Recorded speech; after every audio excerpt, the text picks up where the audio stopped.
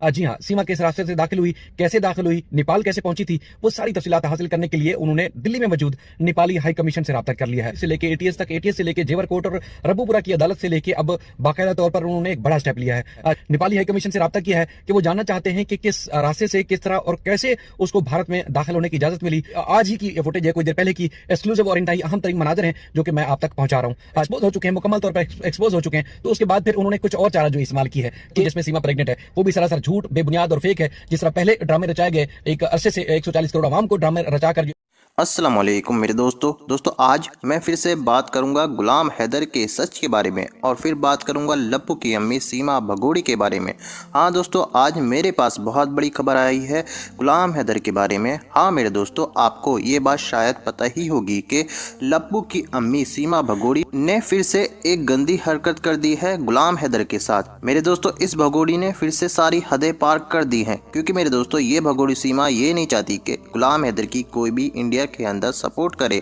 दोस्तों, आज मैं आपको सबसे बड़ी ब्रेकिंग न्यूज पूरी डिटेल के साथ इस वीडियो के अंदर बताऊंगा और दोस्तों इसके साथ साथ आपको एक बेहद अफसोसनाक वीडियो भी आपको दिखाऊंगा जो कि आपने अभी तक किसी भी यूट्यूब चैनल पर नहीं देखा होगा। हाँ दोस्तों, जैसे कि आप ये बात जानते होंगे कि ये लप्पू की अम्मी सीमा भगोड़ी किस तरह पाकिस्तान से भाग कर आई है इंडिया के अंदर। जी दोस्तों, आज जो खबर निकल कर आई है वो ये है कि इस लप्पू की अम्मी सीमा भगोड़ी ने फिर से गुलाम हैदर के साथ एक और गंदी हरकत कर दी है। हाँ दोस्तों, ये भगोड़ी सीमा गुलाम हैदर को बदनाम कर रही है ताकि गुलाम हैदर को इंडिया के अंदर सपोर्ट मिलना बंद हो जाए, ताकि वो यहाँ इंडिया के अंदर रहकर अय्याशी करते रहे। दोस्तों, अब मैं आपको एक बेहद अफसोसनाक वीडियो दिखाने जा रहा हूँ जो कि आपने अभी तक नहीं देखा होगा। हाँ दोस्तों, आप ये वीडियो देखकर सीमा भगोड़ी को सिर्फ गालियाँ दोगे, क्योंकि दोस्तों ये वीडियो है गुलाम हैदर के वकील साहब का, इसलिए ये वीडियो आपके लिए देखना बेहद ज़रूरी है। मगर ये वीडियो दिखाने से पहले मेरी आपसे गुजारिश है,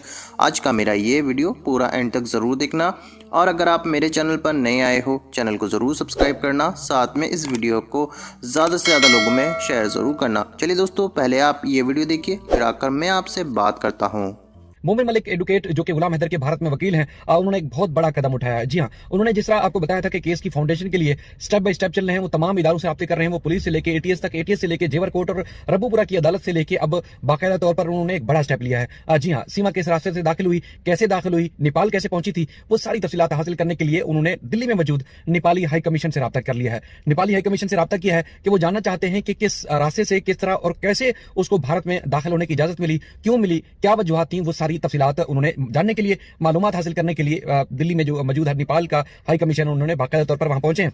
आप ये फुटेज में देख रहे होंगे, ये आज ही की फुटेज है, कुछ देर पहले की, एक्सक्लूसिव और इंतहाई अहम तरीन मनाजर हैं जो कि मैं आप तक पहुंचा रहा हूं। जैसे जैसे अपडेट बढ़ रही है आगे, जैसे जैसे मालूमात आगे बढ़ रही है, मोमिन मलिक साहब जिस तरह कदम उठा रहे हैं वो हम आप तक वक्तन फवक्तन पहुंचा रहे हैं। ये मामला ये है कि इसको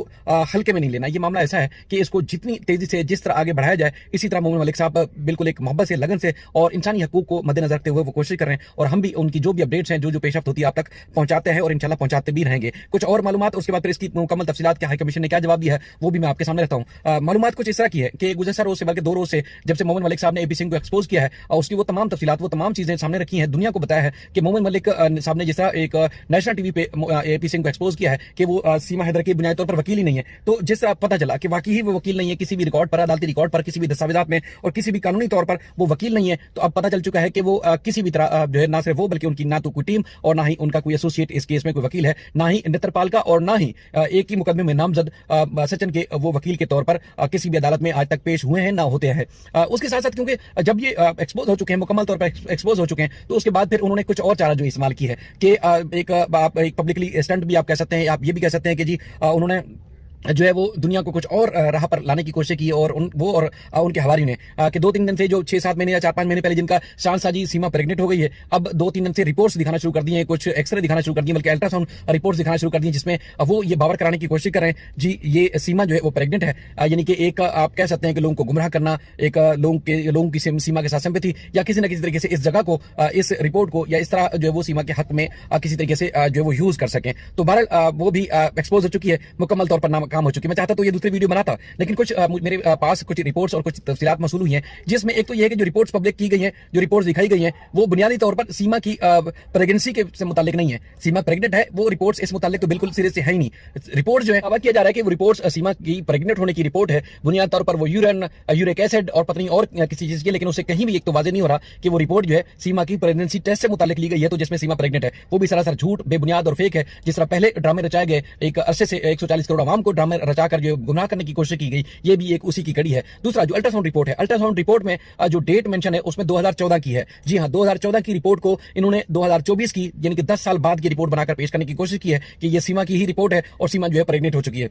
बहरहाल इससे कतई नजर कि सीमा प्रेग्नेंट हो ना हो, सीमा की रिपोर्ट पॉजिटिव है, नेगेटिव है, सीमा प्रेग्नेंट है नहीं है, मां बनने वाली है नहीं है, उससे हमारा कोई सरोकार नहीं है। बुनियादी तौर पर कभी ये भी मोमिन मलिक साहब जो कि भारत में वकील है गुलाम हैदर के, कभी उन्होंने भी इस चीज को बावर कराने की कोशिश नहीं की कि अगर वो प्रेग्नेंट हो जाएगी तो फिर इंडियन जो कानून है वो उसके लिए नॉर्मल हो जाएगा, वो नरम पड़ जाएगा, या कभी इसको जो उसका कोई ना कोई बेनिफिट मिलेगा। एक दफा हो, 10 दफा हो, कितनी दफा भी हो, कुछ भी हो, लेकिन जो लॉ है वो लॉ अपनी जगह पर स्टांड करता है, वो कायम रहेगा। तो किसी भी सूरत इस तरह उसको जो है वो सिंपैथी नहीं मिल सकती। मैं आपको रिपोर्ट्स और उसके बाद फिर अल्ट्रासाउंड की रिपोर्ट मेरे सामने है, वो भी मैं कोशिश करूं कि आपको वो दिखाऊं जिसमें आपको वाज़ेह हो सकेगा कि ये सरासर झूठ है, बेबुनियाद और मनगढ़ंत जो है वो चीज लोगों के सामने रखी गई है कि उनको मजीद गुमराह किया जाए। जिस तरह उन्होंने पहले हर चीज के मामले पे गुमराह किया, चाहे वो शादी का मामला हो, चाहे एपी सिंह की वकालत का मामला हो, चाहे वो गुलाम हैदर से तलाक हो चुकी है वो मामला हो, या कोई भी और A to Z चीजें मुकम्मल तौर पर गुलाम हैदर ने एक्सपोज किया। अब बारी है ये मोमिन मलिक साहब की, तो मोमिन मलिक साहब भी एक एक जगह पर जाके एक्सपोज कर रहे हैं। दूसरी बात, 2-3 दिन से एक और चीज चली है। देखिए, मैं कभी भी हम इस तरह मुखालफत में एक्सट्रीम पे मुखालफत में नहीं जाते। हम जिस तरह अपने लोगों को बहन भाई समझते हैं, इसी तरह इंडिया में या दुनिया भर में जो लोग हैं, चाहे वो मुस्लिम है नॉन मुस्लिम है,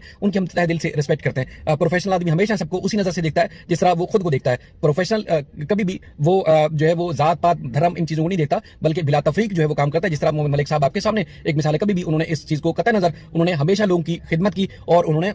चाहे उसमें क्रिश्चियन थे, मुस्लिम थे, हिंदू थे, या जिस जात पात से भी ताल्लुक रखते थे, हमेशा उनकी कदर की। हम भी उसी तरह जो भी हमारे साथ पार्टिसिपेट करते हैं इंडिया से, खवातीन खासतौर पर, हम उनकी रिस्पेक्ट करते हैं, हम उनको कदर की नजर से देखते हैं और हमेशा उनको हमने इज्जत दी। इसी तरह काफी सारे मेल थे, मर्द थे जो हमें ज्वाइन करते रहे, हम उनकी हमेशा उसी तरह ही कदर करते रहे। हमारी नजर से गुजरी वीडियो, आज भी एक वीडियो नजर से गुजरी, और वैसे भी वो हमेशा पाकिस्तान को, जो हमारे पार्टिसिपेंट्स दोस्त थे, मैं अनिल कुमार साहब का नाम लूंगा, कि वो पाकिस्तान को, इस्लाम को, और उसके बाद फिर इस तरह खवातीन को बुरा भला बोले। मैं एक बात बताऊं, अगर मिर्चेंट साहब अगर वो किसी भी खातून को अगर बुरा भला बोलते हैं, किसी भी खातून को बोलते हैं, वो इंडियन खातून नहीं, वो हमारी बहन बेटी की तरह है, हमारे लिए भी काबिल एहतराम है। कभी भी हम उनको भी इजाजत नहीं देंगे कि वो भी किसी तरीके से नाजायज तरीके से किसी खातून के बारे में ऐसी बात करें जिसको आप हवा देते हैं कि आप बोलते हैं जी वो इंडियन लेडीज के बारे में बुरा भला बोलता है, तो इसलिए हम उसको अपनी लाइव में बिठाते हैं, तो उसको हम लाइव से निकाल दें। लेकिन मैं आपको बावर कराता हूं, बल्कि वाजे कराता हूं, कभी भी हम सोच भी नहीं सकते कि कोई भी खातून हमारे साथ लाइव में, हमारे किसी भी प्लेटफॉर्म पर बैठती है, चाहे फैज रामे साहब का, फैसल अयूब साहब का, मेरा है, लेकिन हम कभी भी नहीं इजाजत देंगे उनको कि वो जो है वो किसी को इसी तरह गाली दे या किसी को बुरा भला बोले। अगर वो पर्सन जाके किसी के साथ भी कुछ करते हैं, तो मेरे ख्याल में आप भी लाइव में